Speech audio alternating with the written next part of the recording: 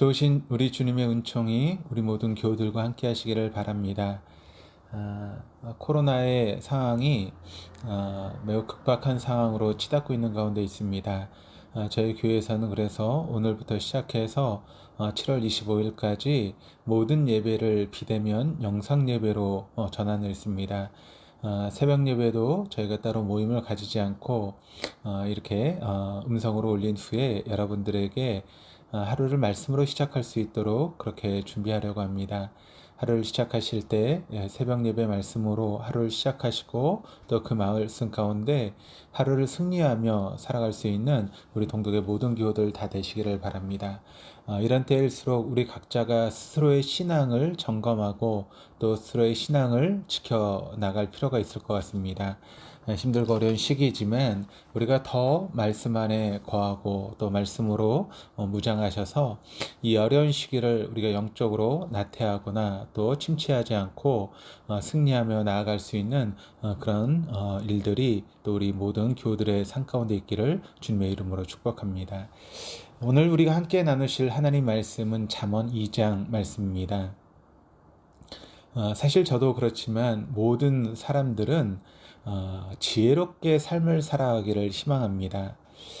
사전에서 지혜의 뜻을 우리가 살펴보게 되면 사물의 이치를 빨리 깨닫고 또 사물을 정확하게 처리하는 정신적인 능력이라고 되어 있습니다. 그런 의미에서 인류는 어느 때보다 지혜로운 존재입니다. 고 인류학에서는 현생 인류를 호모 사피엔스라고 이야기를 하는데 이 호모 사피엔스의 사피엔스는 지혜롭다라고 하는 그런 뜻을 가지고 있습니다. 그러니까 비약적인 과학 기술의 발전으로 인해서 시공간의 제약을 넘어서고 있는 것이 지금 이 시대의 인류의 모습입니다. 사람들의 삶은 더욱 윤택해졌습니다. 집단지성이라고 하는 말을 들어보셨을 것입니다. 정보통신의 발달로 시간과 공간의 제약을 넘어서 많은 이들의 인터넷이라고 하는 매개를 통해서 서로의 지식을 보완하며 더욱 완성도 높은 지성을 갖추게 되었습니다. 그러니까 지구촌의 다양한 문제들이 실시간으로 공유되어서 사람들의 관심과 사랑은 다양해졌고 또 다양성 속에서 인류는 더 많은 문제들과 씨름하며 종전에 할 수 없었던 것들을 일궈내고 있습니다. 인류의 발전에는 끝이 보이지 않는 것 같습니다. 인류는 무한히 성장하는 것으로 기대가 되기도 합니다. 이토록 지혜로운 인간들은 모든 문제들을 해결할 수 있을 것으로 보입니다. 하지만 정말 그러할까요? 전 세계의 절반은 아직도 굶주리고 있습니다. 식량이 부족하기 때문인 것이죠. 그러나 정작 식량이 부족하기에 전 세계가 굶는 것은 아닙니다. 해법은 있습니다. 선진국에서 육류를 소비하기 위해서 가축들에게 먹이는 곡물을 나누기만 해도 전 세계의 기한은 단번에 해결될 수 있다라고 합니다. 그러나 결코 우리는 스스로의 기득권과 풍요를 나눌 마음이 없는 것 같습니다. 이것이 바로 인류의 지혜입니다. 이토록 지혜 있는 인류는 번번이 전쟁을 일으키고 또 서슴지 않고 생명을 앗아내며 자연을 파괴합니다. 이것이 인류가 가진 지혜의 끝입니다. 역사는 이를 끊임없이 증명해 왔습니다. 오늘도 호모 사피엔스의 사피엔스들은 여전히 스스로를 증명하고 있는 것이죠. 우리는 지금 코로나의 어려운 가운데 있습니다. 이 코로나의 발생 원인이 어디에 있든지 결국 그것은 인간의 욕심과 인간의 욕망으로부터 시작된 그런 바이러스라고 하는 것을 많은 사람들이 이야기를 하고 있습니다. 본문은 지혜에 대해서 5절 6절 말씀을 통해서 이렇게 증거합니다. 여호와 경외하기를 깨달으며 하나님을 알게 되리니 대저 여호와는 지혜를 주시며 지식과 명철을 그 입에서 내심이여. 성경은 지혜를 하나님을 경외하는 것과 그분을 아는 것으로 규정합니다. 누군가를 사귀게 되면 그의 철학과 삶의 방식을 배워가듯 인류가 진정 추구해야 될 지혜는 하나님을 통해 새로운 삶을 배우는 것을 의미합니다. 앞서 보았듯 인류의 지혜는 이기적인 인간을 넘어설 수가 없습니다. 그러므로 이기적인 인간의 결말은 죽음과 파멸입니다.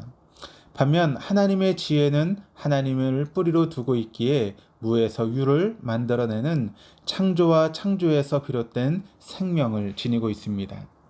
하나님의 지혜는 늘 생명을 추구합니다.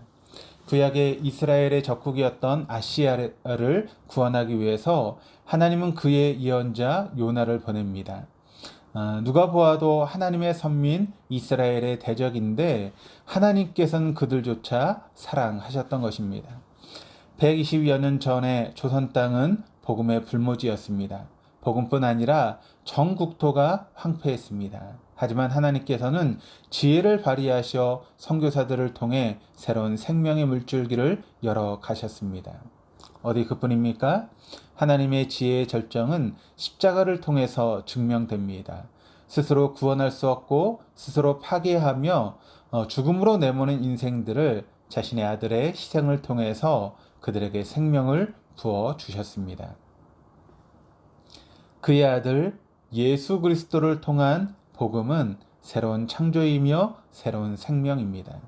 이것은 하나님의 지혜의 절정입니다. 이제 그분을 통해 새로운 삶을 부여받았다면 이 땅에서 그분과 교제하는 삶을 통해서 그분의 생각을 배우고 우리의 삶을 살아내는 것입니다. 이 길은 많은 이들이 찾지 않아 꽤 힘들고 고난길처럼 보입니다. 그러나 실상은 그렇지 않습니다. 10절에서 12절까지 말씀을 보시면 그 지혜가 내 마음에 들어가며 지식이 내 영혼을 즐겁게 할 것이요 근신이 너를 지키며 명철이 너를 보호하여 악한 자의 길과 폐역을 말하는 자에게서 건져내리라.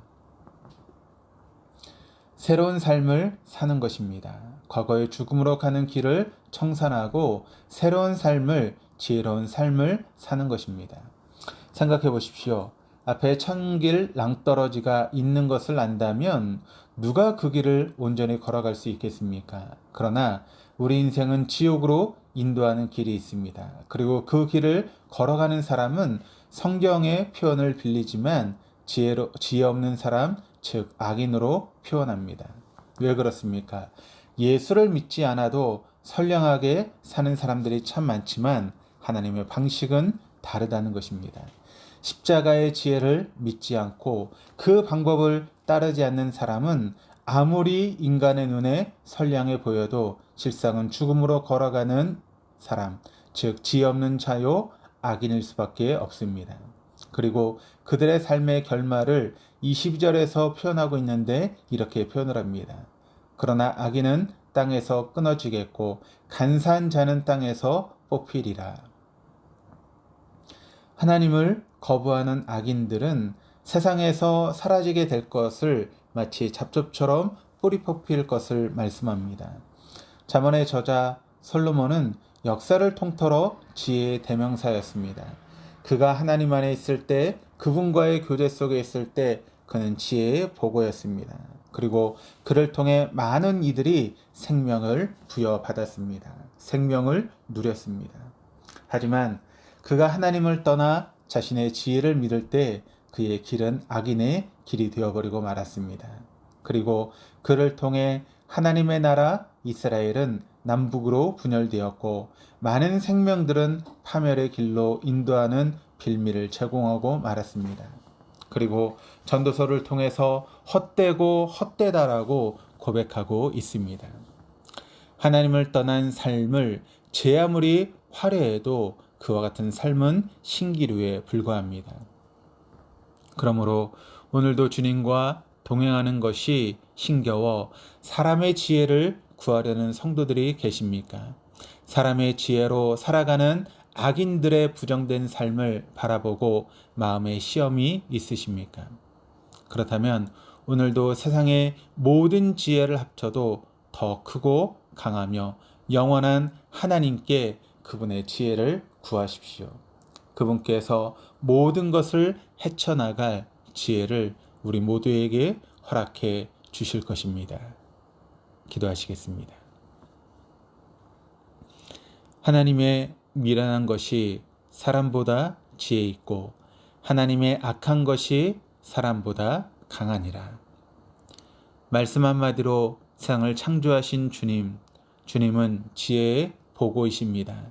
인류의 지혜는 늘 파멸과 죽음으로 이끌지만 주님의 지혜는 우리를 새롭게 창조하며 살립니다. 오늘도 주님의 지혜 속에 거하게 하여 주옵소서. 그리하여 우리 주변을 새롭게 창조하며 살려내는 주님의 자녀들로 삼아 주옵소서. 지혜의 근원 되신 예수 그리스도 이름으로 기도드립니다. 아멘.